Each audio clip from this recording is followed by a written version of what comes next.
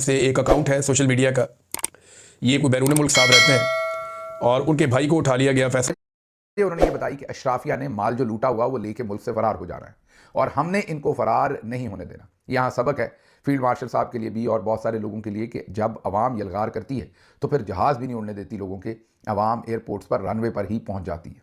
ये सब कुछ मोहतरमा ये जान लीजिए कि ये तजुर्बा खैबर पख्तूनख्वा में पहले भी हो चुका है। मैं इस स्टेज से पूरे मकातबे फिक्र और तमाम दीनी मदारिस की नुमाइंदगी करते हुए ये 10,000 रुपए आपके मुंह पर मारता हूं। अब ये डायरेक्टली मारता हूं।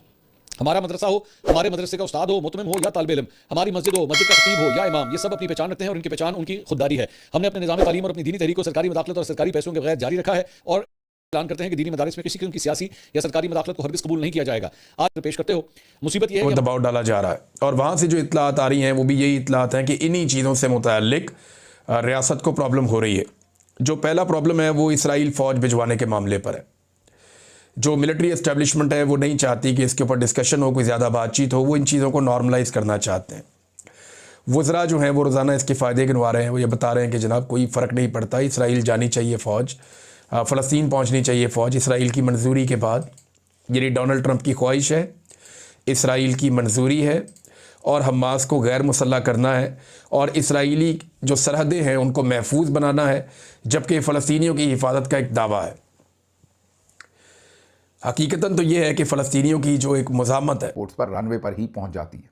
ये सब कुछ दारुसलाम और दूसरी जगहों पर देखने को मिला कि अवाम इंटरनेशनल एयरपोर्ट पर यलगार कर गई और वजह ये बताई कि यहाँ से एलीट ने उड़ना है। अब एलीट कौन सी है वहाँ पर, अशराफिया कौन है? जाहिर है सामिया हसन के साथी, जजेस, ब्यूरोक्रेट्स, वहाँ के बिजनेसमैन जो उन्हें फाइनेंस करते हैं, वहाँ की सेलिब्रिटीज़, गुलकार, अदाकार जो सब मिलकर इस रजीम को तकवीत देते हैं। आदि है वो अब हमेशा के लिए ऐसा लगता है कि ख़त्म होने जा रही है और जो इसराइल नहीं कर सका वो ये फ़ौज कर देगी जो अब जा रही है फ़लस्तीन में या गाज़ा में। तो नंबर एक, इसके ऊपर किसी किस्म का वो कहते हैं जी कोई बात ना करे। इसके ऊपर बहुत दबाव आ रहा है सोशल मीडिया के ऊपर, जो लोग इस पर बात कर रहे हैं उन पर बहुत दबाव आ रहा है और रोका जा रहा है कि इसके बारे में बात ना करें। एक मुश्किल आदमी के साथ था, लेकिन इमरान खान के सामने भुट्टो साहब काफी कोताकत लगते हैं। इमरान खान की बात ही और है, तो इसका क्रेडिट मैं जनरल साहब को दूंगा। भारत आपको चाहिए था कि ग्रुप बनाते, तगड़ा ग्रुप, शानदार ग्रुप बनाना पड़ता है, बंदे तलाश करना पड़ते हैं। कितने को साइबर राय लोग हैं जो आपको जनरल साहब के इर्द गिर्द नजर आते हैं। आप दूरबीन के साथ भी देखेंगे तो शायद कोई एक आध, वो भी ऐसे इत्तेफाक से, महज इत्तेफाक से, गलती से। ये चॉइस किसी टीम का नहीं होता, ये हमेशा बॉस का होता है। ये मर्दम शनासी अल्लाह ने उस शख्स का खासा बना रखी होती है जो उस वक्त शॉट्स कॉल करता है, जो उस वक्त मदारुल महाम होता है। अफगानिस्तान से लड़ाई और कबायली इलाकों में ऑपरेशन पर इस हवाले से भी ज़ीरो टॉलरेंस है। वो कहते हैं जी इस बारे में तो बात ही ना करे कोई, क्योंकि ये दोनों चीज़ें याद रखिएगा जुड़ती हैं डोनाल्ड ट्रंप के साथ। ये दोनों चीज़ें डोनाल्ड ट्रंप की ख्वाहिशात की तकमील में हो रही। यानी डोनाल्ड ट्रंप की ये ख्वाहिश है कि पाकिस्तान इसराइल को तस्लीम करे, पाकिस्तान इसराइल के साथ अच्छे ताल्लुकात बनाए और हमास को हमेशा के लिए ख़त्म कर दिया जाए और जहाँ फ़लस्तीनी है वो वहाँ महदूद रहें। फ़लस्तीनी रियासत बने या ना बने उसके बारे में वो अभी तक कन्फ्यूजन का शिकार हैं डोनाल्ड। अब एयरपोर्ट्स बंद हैं, इंटरनेट पूरे मुल्क में बंद है, दसियों अफराद हलाक हो चुके हैं, दर्जनों ज़ख्मी हैं, मुजाहरीन ने कई कह दो उन पर भी आमदोरफ्त जो है वो बंद है। मतलब कि अवाम मुकम्मल बिफर गई है। छोटा सा एक तकाबली जायज़ा आपके सामने दे दूं, फिर पाकिस्तान के अंदर से खबरें हैं उनकी तरफ चलते हैं। पहले तो बस मंजर ये है कि आपने रेट नहीं बढ़ाया। वो कह रहे हैं कि अब से कई साल पहले खैबर पख्तूनख्वा में भी उलमा हज़रात को सिर्फ 10,000 रुपए दिए गए थे, आपने भी 10,000 का ऐलान किया, मतलब कि रेट नहीं बढ़ाया। मतलब कहने का मेरा मतलब ये है कि आप इससे कोई खास उम्मीदें मत लगाइए। तो इस हवाले से पाकिस्तान की एस्टेब्लिशमेंट डोनाल्ड ट्रंप को फॉलो कर रही है। अफगानिस्तान में डोनाल्ड ट्रंप को बगराम एयरबेस चाहिए।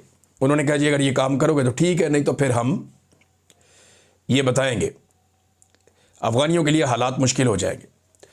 अब अफगानियों ने तो मना कर दिया था, लेकिन डोनाल्ड ट्रंप ने एक बात और समझाई है आलमी मीडिया को और उन्होंने 2-3 मौक़ों पर यह बात की है कि बहुत भी तारीख पढ़ी हो, काफी सारी पढ़ी हो, लेकिन उस तारीख का कोई फायदा नहीं जिससे आप सबक हासिल ना करें।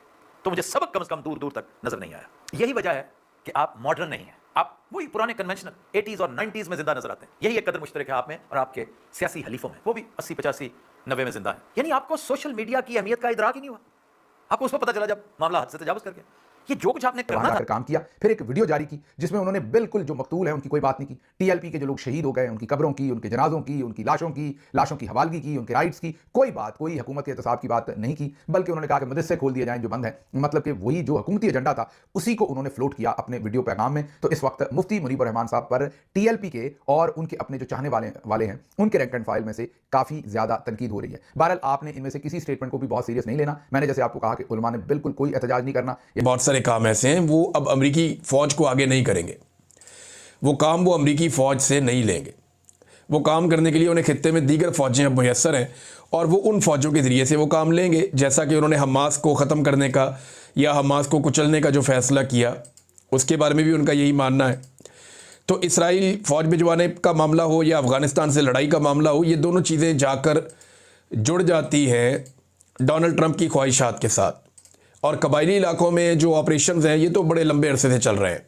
कर ले। देखिए, उलमा मेरा हज़रात जो है वो सिपा सालार की तरफ देखेंगे, जिस तरफ उनकी छड़ी होगी उसी तरफ को हमारे इंशाअल्लाह उलमा हज़रात जो है वो उनके साथ मुकम्मल उनकी पुश पर आपको खड़े नजर आएंगे। अगली खबर की तरफ चलते हैं। खुर्रम ज़ीशान, उनको ढेरों ढेर मुबारकबाद, बड़ी जीत हुई है पाकिस्तान तहरीक इंसाफ को, वो मैं आगे बताता हूँ। जीते तो एक सेनेट की सीट है, लेकिन बड़ी जीत मैं क्यों कह रहा हूँ वो आपको बताता हूँ। लेकिन सबसे पहले खुर्रम ज़ीशान और सुहेल अफरीदी दोनों को बहुत बहुत मुबारकबाद।